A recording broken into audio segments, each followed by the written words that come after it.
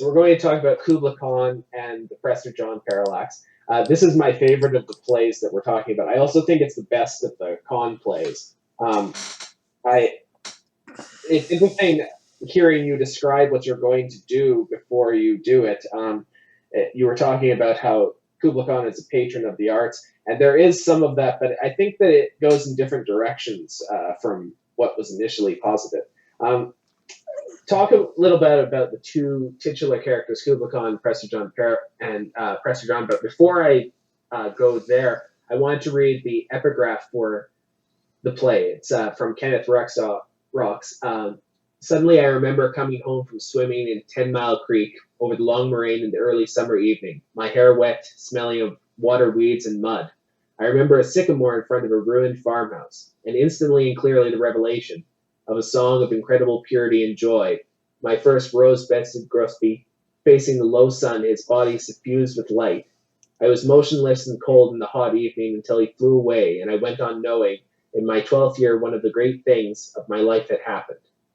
And that's from the poem Gik Tahar. This is back when we had books called encyclopedias. So that would, anything from GIC to HAR would be in that particular volume. And that's where the rest of the poem references the encyclopedia. But it was just, to me, that was just the perfect epigraph to use for this, because this is about certain moments. And this play is about Kubla Khan, and I call him Kubla, not Kublai, AI with an N, but Kubla, just as it's in the Samuel Taylor Coleridge poem that's quoted within here, Xanadu, Kubla Khan, and Xanadu did Kubla Khan a pleasure dome decree. Whereas the Genghis Khan play dealt with him on the cusp of making a decision whether to commit genocide against a certain people. Ogadai Khan play ends, that has in different time frames. It's his life, it's what happened after his life, and then it's the Danny Wagner stuff, and it ends with sort of a contest of wills and a battle of philosophy between General Subutai and Terragon the Great Khatun. This one is set almost 30 years after the Ogadai play, and about 45 years after Genghis Khan's play when he dies. And so Kubla Khan has now been the Great Khan, or the Khagan, for almost a decade, about 8 years. And this is when he is about to found the Yuan dynasty in China, because the Mongol Empire is now at its zenith in terms of land, people conquered. It stretches all the way. They were just about to conquer the Sung dynasty in southern China, so they stretch all the way from the Pacific to really a good portion of European Russia, and maybe some parts of Poland and some other Eastern European nations. Kubla Khan has pacified a lot of things. He's seemingly got the empire under control.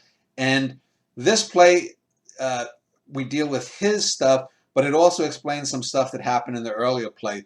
We get a flashback with Kubla Khan, for example, with Genghis Khan. And since Kubla was born in 1215 and Genghis died in, I think, 1226 or 27, there's a scene where he's got to be maybe somewhere between the age of 6 and 10, where he's out with his grandfather.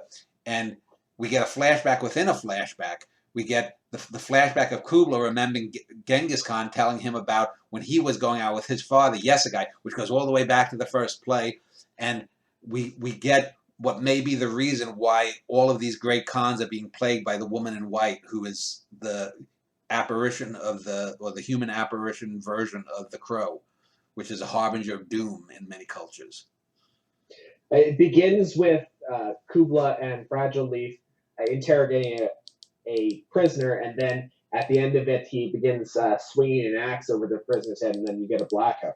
I thought that was an interesting touch. It's also more of the Peanuts talk, throughout it, but again used differently than the first two plays.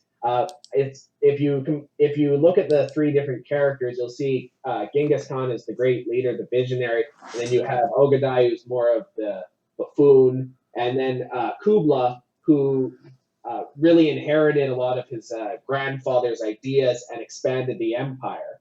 I think that it's interesting too how open-minded he was in comparison to Genghis.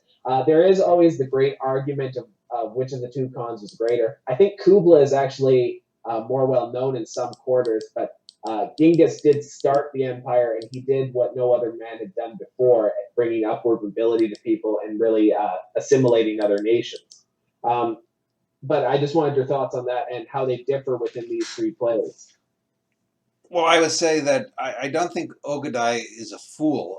He was a competent leader. We see Ogadai, though, mostly towards the end of his life when he became a drunk and he was sick, and he's in his last year before death. So he's not that different, though. His end, where he's being plagued by the woman in white, is not that different from that of Genghis Khan. Genghis Khan survives the woman in white. Ogadai Khan is in a drunken stupor and he falls in the river and he drowns himself in his last scene with the woman in white. And we actually see repetitions of that in the final battle where Kubla, Genghis, and Ogadai are all arrayed against the woman in white. We get basically an almost word-for-word repetition of Ogadai's and Genghis's parts of their scenes with the woman in white. And I thought that would be a good touch to do that, because even if you haven't seen the other two plays, it works on its own. Yeah, and Genghis Khan, as I've said, to me is the most influential, most important person of the second millennium. You remove him and more of the world changes than anyone else. So I think that speaks for itself. Kubla Khan, though, was the person who was probably the more able leader on a day-to-day basis. He was not the military leader that Genghis was, and maybe not even as militarily successful as Ogadai. But there are interesting parallels, because he ends up killing his own brother. Now I can't even remember the name of his brother.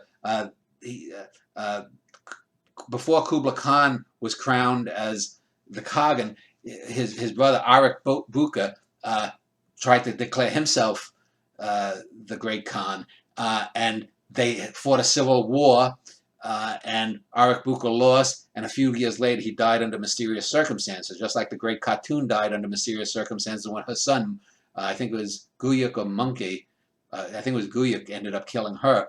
And just like we have the original sin of Genghis Khan killing his brother Bektar, and we get Belgatai. And this is one of the most interesting things, is that Genghis Khan's older brother Belgatai was said to have been born in 1261, and he attended the founding of the Yuan dynasty in 1271. That means he was 110 years old in the 1200s. And this goes back to his own sort of myth-making, that he was living two lives, that of his dead brother and whatnot. And we see Belgatai sort of flirting with this young attendant girl in the Chinese court as he's been summoned for the festivities. We never see the festivities. This is everything leading up to the festivities of the founding of the Yuan dynasty. So we get, there's a lot of callbacks to the earlier plays that you don't have to see. It works if it's a standalone play, but we get callbacks, and we get the fact that, Genghis Khan killed his brother when he was young. Kubla Khan kills one of his brothers when they're battling for supremacy of the empire. And as I said, we get the flashback within the flashback where Kubla Khan remembers being with his grandfather Genghis, who tells him in his flashback of his deliberate killing of a crow as a child, even though he had hunted before or whatnot.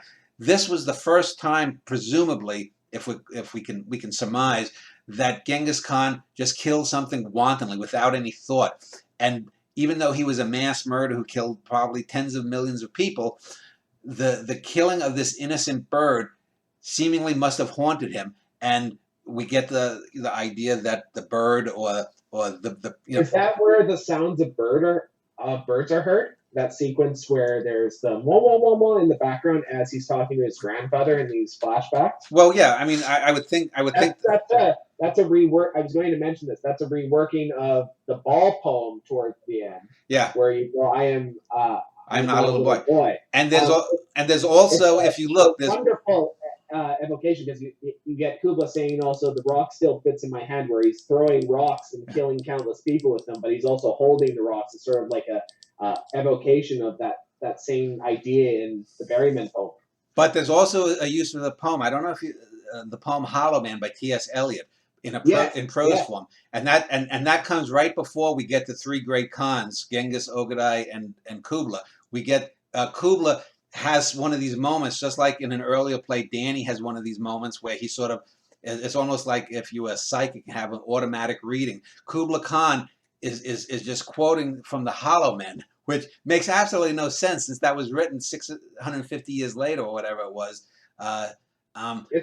You use the same idea that Woody Allen did in Love and Death, but you put it in a different context. Very interesting. Yeah, and so you get, and here's another good example of the usage of poem.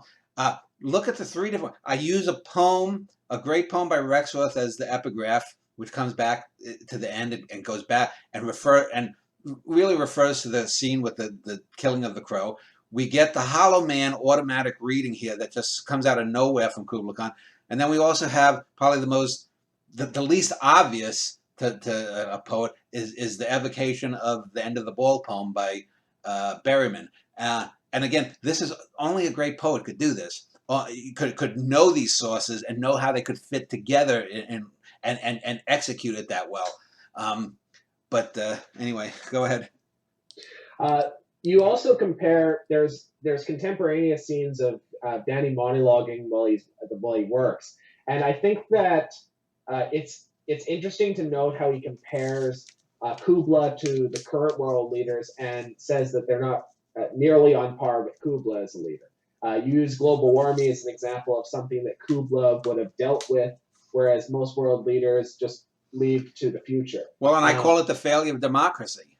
Yes, and you also state that you feel that Obama was a failure, that you regret voting for him, that you will only vote independent and green from now on. Yeah. The Democratic and Republican parties are absolutely corrupt. And then you also, it was interesting because I watched the Democratic debate, and I don't want to get too much into this, but you do posit three potential candidates with Bernie Sanders, Tulsi Gabbard, and Andrew Yang as the only three good candidates. Talk a little bit about that. I'm just sort of curious on your mind on the current candidates. I feel there's some like Kamala Harris that are just wanton garbage, so I don't want to talk about this. But talk about people like Elizabeth Warren and people like that, why you wouldn't vote for them, and even though they seem to be getting the most publicity. Well, let's see. I mentioned I go back and forth. I mean, I'll probably end up voting green, because the Democrats are not going to probably nominate Bernie Sanders. The other two, Andrew Yang has a good idea, but it's too early in this century for that to happen. Tulsi Gabbard, I like a lot. She makes gas too. Bernie Sanders, I didn't like his 2016 muff dive on Hillary, but if he makes it, I will probably vote for him if he gets the Democratic nominee. And I think he's the only Democratic nominee that's a slam dunk winner over Trump. If he gets it, with the thing with global warming, here's what's going to happen. It's going to take another election cycle or 4 or 8 years, whether Trump wins or doesn't win, before this fucking country gets off its ass. I've said this on Twitter. If you look at my Twitter things, people are saying, "Oh, we've got until 2030 to do that." No, we've already passed that. In 2030, people are going to look back and say we passed the carbon count limit in somewhere in 2012 or 2015, because Greenland is going to melt. That's going to raise the ocean floors by about 20 feet. Most of Antarctica is going to melt. Maybe we can save about half of the Antarctic ice. And there are I'm probably going to do a few interviews. I'm looking up people to do interviews about global warming, do maybe a series of 3 or 4 with solutions for it, because there are viable solutions. It's not doomsday. If 50 years go by and we don't do anything, then maybe we're looking at extinction. But it's going to take another 8 or 10 years before people will get off their fucking asses and vote these. We have to end consumer capitalism, corporate capitalism as it is. It has done more harm than communism, feudalism, and everything else put together. The last 200 years of the Industrial Revolution have brought us here. But again, I don't want to get too far afield from that. The reason I bring that, I have this great scene. You got Danny. He's packing out eggs, and Yes. he's like, oh, hi, and it's as if the audience has come into him. This is a very filmic scene in that, Danny looks up and it's as if someone is approaching him, and he starts talking about his life, and he talks about the job that he has. He talks about these political ideas, and then he gets three nasty customers: two old men, an old man who treats him like shit, an older fat man who he gabs about unions and whatnot, and then an old lady who just throws the eggs angrily and disgusted. The fat man actually, you said seemed nasty, but he was actually nice enough to. Yeah, and the fat guy who talks to me about the unions and stuff it wasn't quite as extensive a conversation, but that actually happened. The other two are just typical people that I'll see every other day at the store, and it's the show. In the first play, the Genghis Khan play, Danny is sleeping, and it's Jessica who's bemoaning his fate. Danny's a great artist and a great man, and he shouldn't be doing this. In the second play, we have Danny is a bit more active in talking about Ogadai and whatnot. And in this play, Danny has this scene, and basically then the rest of it, he's just basically quoting from the Coleridge Kubla Khan poem. But it's the show. Go ahead. I wanted to mention that first scene too. It's interesting, even though you're doing this mindless work, how your mind is active, but with these customers approaching you, how it distracts from your original point of why you wanted to write this play. You're getting into these very, in some ways, functional conversations with people, directing them to grocery departments. I know as someone who's dealt in customer service before how that is, how it distracts your mind from higher thought. Yeah, and it's interesting how you evoke that in this scene. Yeah, and that's again, this is the kind of thing that just seems to work, because we do get some moments of functionary moments where, I mean, for example, there's the scene where Kubla Khan is in the concubinery with these young babes, and the older concubines leave him with the young girl, and they start pulling each other's hair and battling it out. And so there are some funny scenes like that. And then I have the Mongol on the street interviews, sort of. Yeah, those are so effective. The scene with the guards, especially, where they're talking about Kubla Khan and what they think of him. Well, and the one guard defending Kubla, and the other one being more skeptical. And might that have something to do with the egg scene where we're talking about modern politics? Because in the four scenes, we basically have two people. In the first scene, you have a man and a woman, and these two little boys are running around like refugees from a Yasujiro Ozu film. And basically, one of the two people is more engaged than the other. Then in the second one, we have a mother and a daughter. They're washing clothes, and they're talking about things going on. And then we have the two guards who are, we don't even know what they're guarding. They're just walking back. Maybe they're guarding the empire's mint. Maybe they're guarding the Great Wall of China. And then the final one, I believe, is the one where we have the two yak milkers, and we have the one woman who's like, I am just a yak milker, and I'm Olsen, and I milked enough yak to fill Lake Baikal or something, and she's just content to be a yak milker. She doesn't give a shit about. And you have to believe. That reminded me of the taxi driver conversation. With Peter Boyle and Rob De Niro. Yeah. Okay. Yeah. That's a good comparison. I didn't think of that, but and so in all of these this is the only time in the three plays in the trilogy where we get the average person. And so we've had these three great men, or at least two of them who are great historically. Ogadai was great in his time as the leader of the largest nation on earth at that time. We get the great cartoon. We get the great general. We get the leaders. We see some of the leaders of the Golden Horde, and these are the glitterati of the Mongol Empire that we're seeing, and that we see in most plays. This is King Lear. This is Hamlet of the Mongol Empire. But notice the difference when I do these scenes. These characters are not particularly bright. They seem like they could be from a Kurosawa film. but there's a lot more humanity that's shown and a lot more empathy than you'll get in Shakespeare when Shakespeare does the lower class. Shakespeare has a very dismissive and Yes. very negative tone when he talks about the average people. The 8 adults, there are 2 children and 8 adults that are shown in these scenes, and they're not the best, they're not the brightest, but they're not objects of ridicule. They're just like trying to get along. They're just trying to wash their clothes, milk their yaks, make their basket, cook their food, do their routine guard job. You know, these guards are doing their job just like Danny's packing out his eggs. Not much has changed in a way. Maybe one of them, or maybe one of those little boys that's running around, or maybe the descendants of one of those little boys might become a great leader or a great scientist or make a great discovery, or be like Danny Wagner, great in a different way than the Khans are. But that brings it all around. And before we finish this up, you wanted to talk about the actual Prester John of the title, right?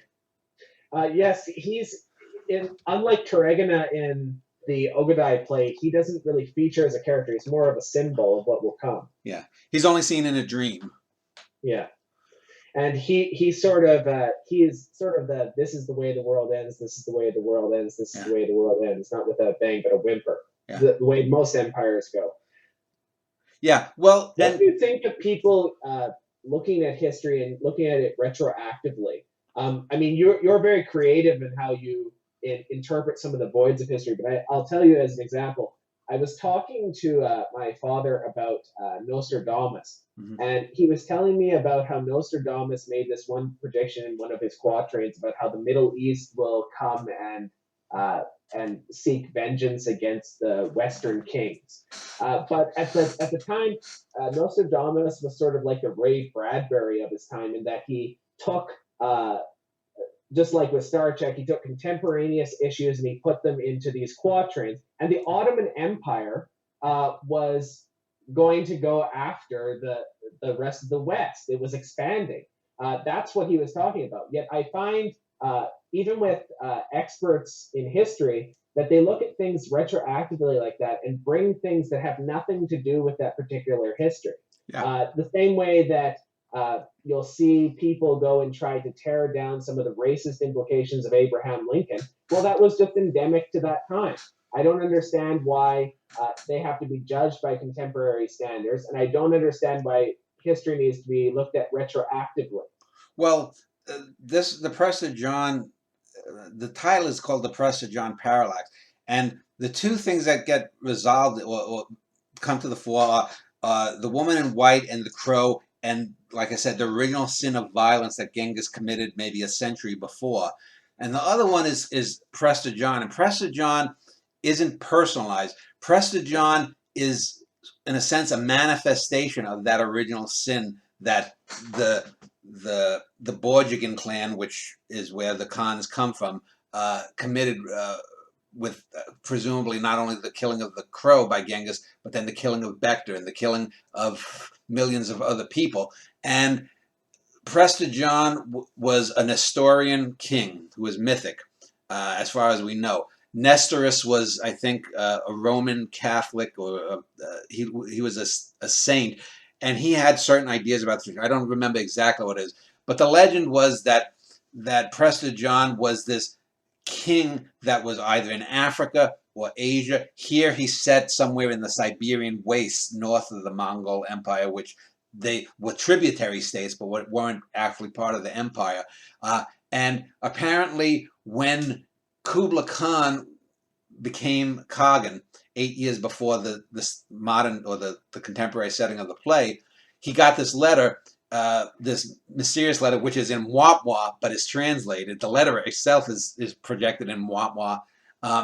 And he basically is asking if he can send one of his Christian missionaries to impress the Khagan. And this seems pretty reasonable, but then we find out that Genghis Khan, which is true, Genghis Khan was at one time thought to be Prester John, because he was slaughtering the infidel Muslims left and right, and people thought that Genghis Khan, Prester John sounds somewhat similar, I guess.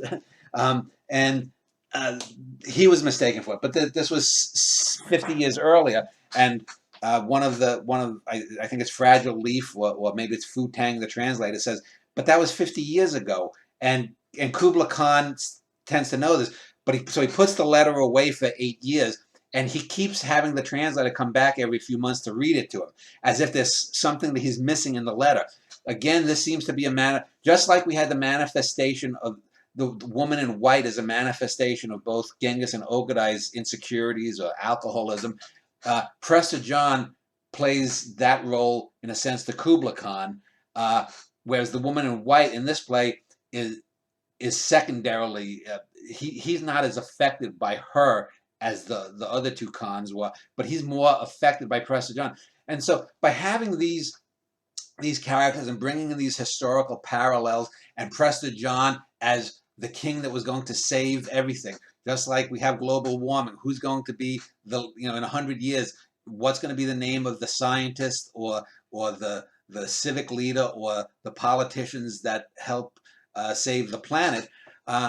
Prester John is that mythic hope, and he comes into the play only in a dream with Kubla Khan, and I think it all works well. It's by far, I think, the most complex play, and at the end, we end up back the final two scenes. The final scene with the prisoner is an almost word for word replay, except now we go back to the Genghis Khan. Just as that play ends with Genghis Khan feeling woozy as he's about to make his decision whether to commit genocide or not, this play ends with Kubla Khan whether he's going to drop the swinging axe on the prisoner.